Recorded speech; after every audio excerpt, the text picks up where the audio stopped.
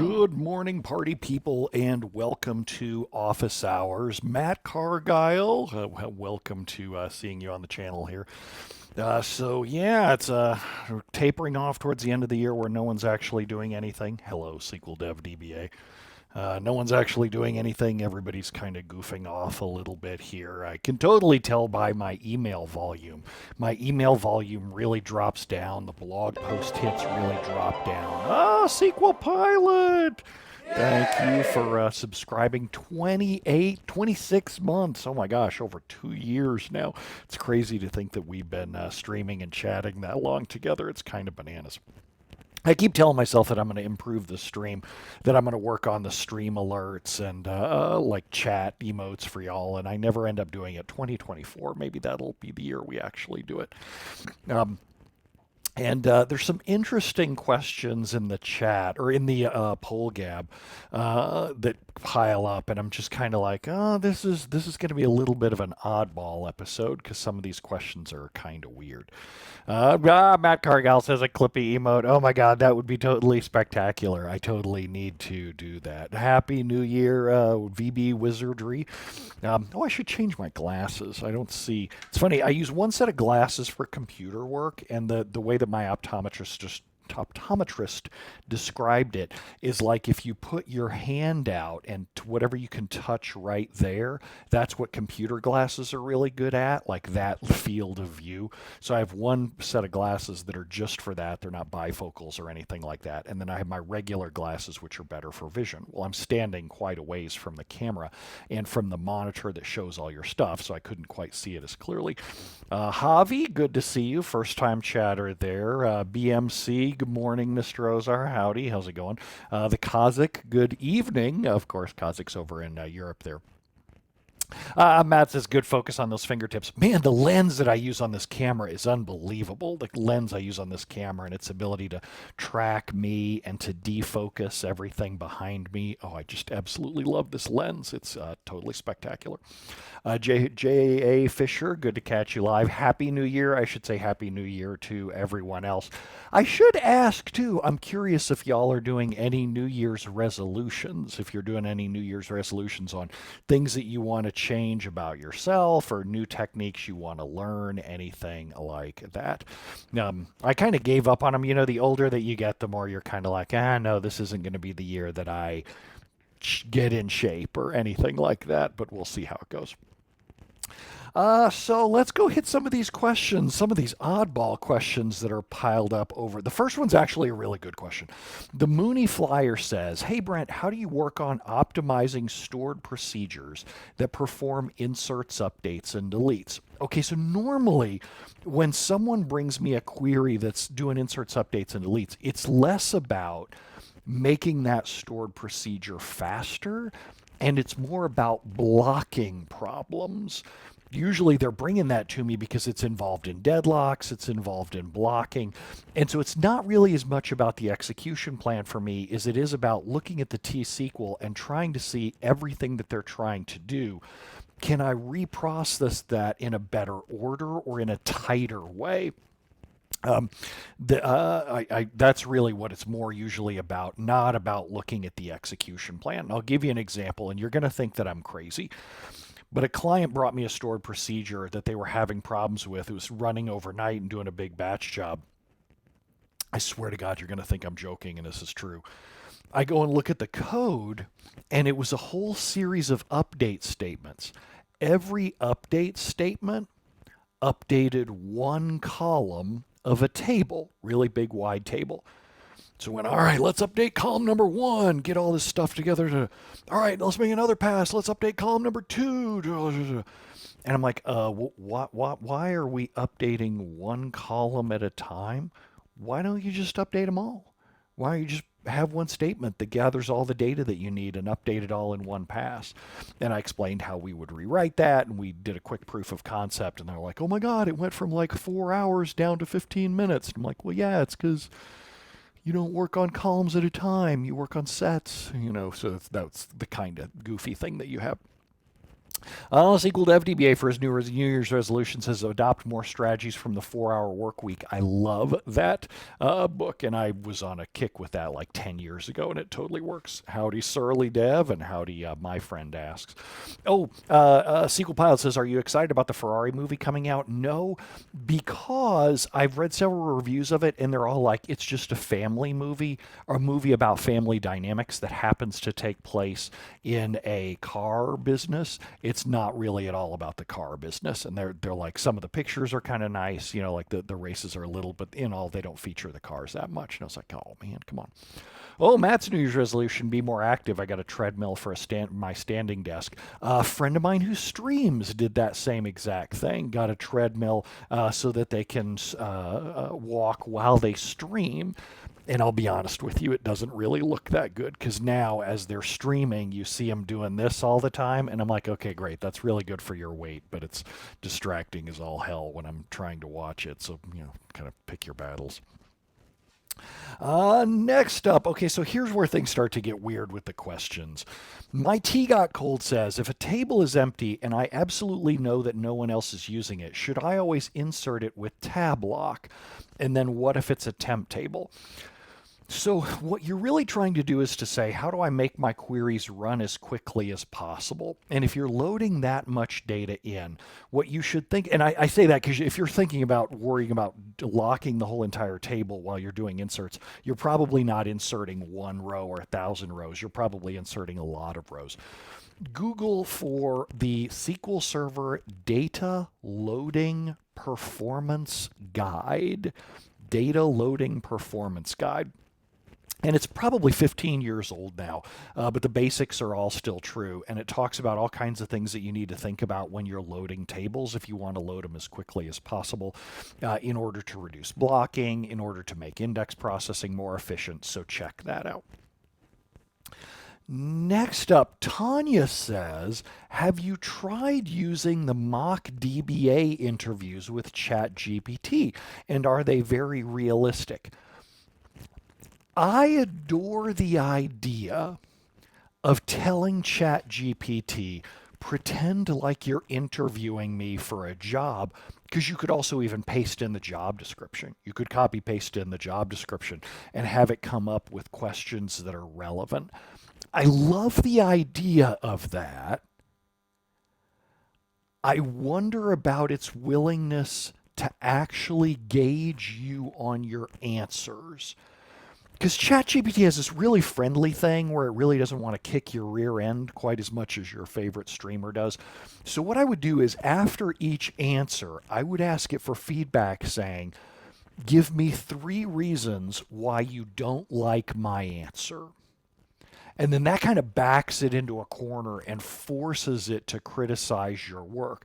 Don't ask if your answer was good or not. Ask for 3 reasons how your answer could be improved, or things that it didn't like about your answer. And that might be worth a shot. Now, the other thing I love about this question is I think it's really useful for people who don't know what interview questions to ask. I have a course called DBA Job Interview Q&A where I actually interview you and I tell you what I was expecting from the answers. But what I think a lot of people do when they're interviewing data professionals, because they don't understand what data professionals do necessarily, is that they'll Google for DBA interview questions and then they won't know how to gauge the success of the answers. And they'll just think that if you talk confidently that you must be right. And that always kind of sucks, because then you find blowhards who don't necessarily know what they're talking about, but they're just really good at being confident. Next up, ChompingBits says, what best practice pays your bills the most? And what he means by that question is, when I walk into a shop that's brought me in for performance improvements or health improvements, whatever, what are the people doing that they think is best practices, but it's not really helping at all? For me, I don't see that often. It's very rare that I say, oh, it's just this one best practice that you think you're doing that's helping, that's not really hurting. Because it's rarely one of those things. They're often doing a bunch of different things. They've got the cargo cult mentality where they don't understand the what they're looking at. I'd say the one thing that pays my bill the most is people who just don't go to training classes, either because their companies won't send them to training classes or because they won't take the initiative themselves anymore. I see it a lot more since the pandemic. Because before the pandemic, people they had access to local SQL Saturdays. They would go and up their skills, and that would make things better. But these days, because so many events aren't happening, that just hasn't been that. There hasn't been an incentive for them to go and do that. Now, SQL Dev DBA says, "Excuse me, sir, do you have a moment for no lock?" The thing is, removing no lock is rarely the thing that people come to me for help with. Like, it's not like a client goes, "Oh my God, the performance on the server, it's absolutely terrible. Can you show me the one thing that fixes it?" And it's not like I can say, pull the no lock out and things will go faster. Now, I can say, pull the no lock out and your queries will be more accurate, but then they also have to implement RCSI or snapshot isolation or whatever. There are lots of times where I'll say, "Hey, you should remove no lock and here's why," but it doesn't pay my bills. There are things that I look at and I go, "Oh yeah, this is a bad practice, this is a bad practice, and it's causing you problems, but that's not what you're going to pay me for." I always got to look at the managers involved with it and say, "All right, what is it the symptom that you need to go away?" And that's what I get paid for, which is usually making queries go faster. Next up, Nardole says, "What are the top SSIS issues you see with your clients? Anything performance related?" I don't work on SSIS. All I do is work on the database engine. So I unfortunately can't answer that question. Philo says, "Is Windows paging of SQL Server always bad?" Yes. What are the top issues you see with Windows paging? It's slow. We're done. Next. OnSiteDBA says, "You mentioned that shops who go multi-terabyte databases need to do snapshot backups. How does one handle possible inconsistencies of SQL Server configurations with data and log files on different volumes?" So when you do snapshot backups using the Windows VSS provider, Windows freezes all of the activity on all of the volumes where the database lives. You don't even have to understand how that works. You don't have to know how it works. It's just built into Windows VSS snapshots, one of the many things that I love about VSS snapshots. Next up, crushingtempdb says, "Hi Brent," and this is a long one, says, "I'm troubleshooting tempdb issues. When I read the documentations, the more cores that I have in Azure, the more tempdb files I'm supposed to have. But when I do a select, it doesn't match. Thoughts?" No. I don't have any clients that are paying me to do performance troubleshooting on Azure SQL DB. I know it sounds kind of goofy. I just don't have them. It just isn't it for me. And so because I don't have anyone paying me for that, I don't have any real world experience troubleshooting tempdb on there. Now I do in managed instances and I do in hyperscale, but just plain Azure SQL DB I don't.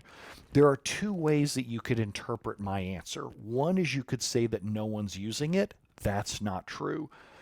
The other way you could interpret that is that everyone who uses Azure SQL DB is happy with performance. You can't interpret it that way either. What most people are doing is they're just continuing to swipe the credit card larger and larger to get the performance that they want, and that's usually where it goes from there. Next up, Karthik says, "Have you ever had to use the Windows debugger against SQL Server, and what was the scenario?" No, I have not. Because the instant that I get to the point of debugging SQL Server, I immediately want the client to call Microsoft. It's pretty cheap to open a support ticket with Microsoft. It's like $500, and compared to consulting time, that's really cheap. That's a couple of hours of consulting time, and Microsoft will work the problem with you until it's done. Which is for $500, you're not going to find any consultant that's willing to do that. If you think you found a problem that's that severe in SQL Server, that's just the most cost-effective way to solve it. And I'll give you an example of a client that I had where I recommended that. They had a 2-node always-on availability group. They had both pieces of hardware were the same size. They were identical. They had the same versions of Windows. They had the same version of SQL Server. But when they were running on one of the nodes, they had all kinds of problems around memory dumps. When they ran on the other node, they were fine. And I said, look, I could spend weeks troubleshooting that. I could spend weeks trying to read memory dumps. If this is that important to you, go open up a support call with Microsoft and they'll handhold you. But I'll tell you what I would do if I was a full-time employee to that company. All I would do is I would pave, just completely erase, wipe, and reinstall the node that's giving you those problems. Pave Windows, erase the whole thing, and start over again from scratch. Then join it back into the availability group and see if you still have the same problems. If you do, it's a hardware issue. It's not going to be a Windows issue. So sure enough, when they opened the support case with Microsoft for $500, they worked with Microsoft for several days straight, and Microsoft said, well, you're going to have to run the SQL Server on the failing instance. You're going to have to run it as long as it takes for us to reproduce the problem. And the business was like, you're not doing that. We can't have that kind of downtime. So they just decided to pave Windows, pave SQL Server, and reinstall, and sure enough, that solved the problem. So it's the most cost-effective way there. So Early Dev says, I've used Microsoft support for a ticket once, and someone in the company opened it, and I had to interact with Microsoft support, and it took a while, and they fixed it. You hear religious opinions about Microsoft support from different people. You'll hear people say that they suck, it's absolutely terrible. You'll hear people say it's great. To me, your experience with Microsoft support usually boils down to two things. One, can you reproduce the problem on demand? If you can reproduce the problem on demand, you're going to be pretty happy with Microsoft support because they'll be able to work with you quickly. If you can't reproduce the problem on demand, you're not going to like Microsoft support, but you're not going to like any support because troubleshooting problems with that like that absolutely sucks. The other thing that influences your experience with Microsoft support is your willingness to say the word escalate. I've tried everything that you wanted. I would like to escalate this to the next level of support, please. And they'll do it if you have tried everything that they've asked for, or that you have production issues, or that you feel that what they're asking for isn't reasonable to do. But it's up to you to ask to escalate it. Otherwise, you're going to be stuck forever with some level 1 person who's like, have you tried rebooting the server? It's going to have a DK Kimbo says, please escalate this ticket to Bill Gates. Bill Gates is sitting on a beach somewhere going, how can I fix malaria? Next up, Bonnie says, what are your best and worst observed times for manually scaling an Azure SQL VM to a higher SKU? Okay, so I don't time that. If the timing is important to you, you want to use a 2-node always-on availability group, or more nodes is completely fine. And when you want to scale up or down, you take the passive node, the one that's kind of standby that isn't doing anything, shut it down, scale it up, start it back up, and then once that process is all done, just fail over to it. So that way you only have like a 5-second outage instead of the long length of time that it takes to shut the one machine down and fix it. And that's generally my approach with everything where time matters. If the time of an outage matters, then it also matters for patching as well. So in that case, you really want to patch the secondary first, get it up and running, and then fail over to it so you have very short outages. Atlantic Rebel says, I've only got good things to say about Microsoft support. I used them twice. The SQL problem ended up being a very obscure bug that got fixed by a patch. My experience generally with Microsoft support in the last 10 years has been phenomenal. But it's because I know that I only call them when a problem is reproducible. I have my clients call them when a problem is reproducible, and I tell them, don't be afraid to escalate. But in the past, before I had that experience as a consultant, I would totally call them for some rando problem that I couldn't reproduce, and I had a bad experience. So that was my old opinion about that. And then we'll do one more. MyTeaGotCold says, how should I manage an effort to refactor away from Hungarian notation, SP underscore prefixes on names? Even when I win the battle on clarity and performance, I lose it on the fear that changes will break something. Okay, so here's what I would ask you. When you're done with that refactoring, who in the company is going to give you a high five? When you're done getting all this work done, you've convinced other people to do this work, who is going to go, woohoo, my tea got cold. I tell you what, ever since you renamed those stored procedures from SP underscore to something else, our customers are happier. We're making more money as a company. Our products are more reliable. We've never seen, we're on the front page of business magazines everywhere, and it's all due to you. You're going to go, oh, wait a minute. No one's going to actually do that, right? So what you should probably be doing is you should be thinking about, what can I do in my business? What can I do for the business right now where someone will actually notice and high five me? Because I've worked with client DBAs who say things like, if we rename the stored procedure from SP underscore to USP underscore, it'll save us on average half a millisecond of compilation time each time that it runs. How long does a stored procedure take to run? 30 seconds. But that half a millisecond, everyone's going to love me for that. No, they're not. They're not going to give a rip about that kind of thing. DK Kimbo says, amen to that. I had a boss that ended up being, there was a refactoring fanboy for asinine stuff, and it ended up being busy work. I see that all the time with database administrators who've been in doing this work for like 20 years. They're like, well, actually, you should be using camel case notation. And I'm like, who cares?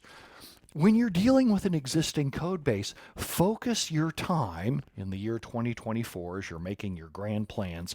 Focus your time on things that your manager, your manager's manager, and their manager will notice.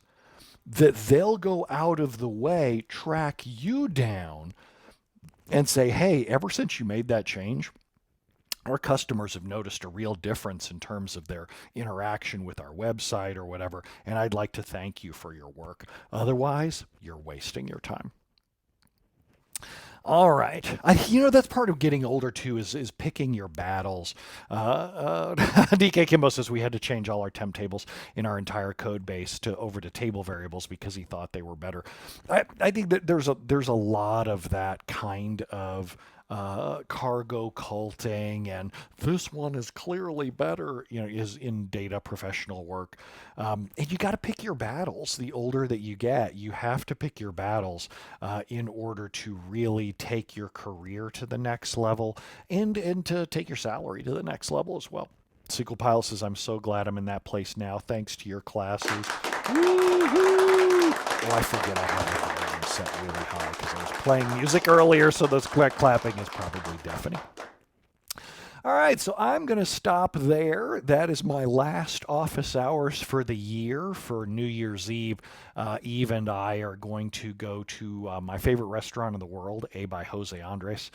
Spending that with a couple friends of ours, and then going to... A friend of mine is throwing a Disney party on New Year's Eve where everyone's supposed to come dressed as a Disney character or wearing their Disney clothing. So I'm not quite sure how I'm going to do that yet. I'm usually, if with costumes, I either go one of two extremes. Either I don't wear them at all or I go way over the top. I don't think I'm going to go over the top because I didn't have that much advance notice before I got the Disney party invitation. But I might just wear like a Disney sweatshirt. So thanks for hanging out with me. I hope that y'all had a wonderful year in 2023, and here's to learning all kinds of stuff in 2024. Thanks, y'all, and see you next time. Adios.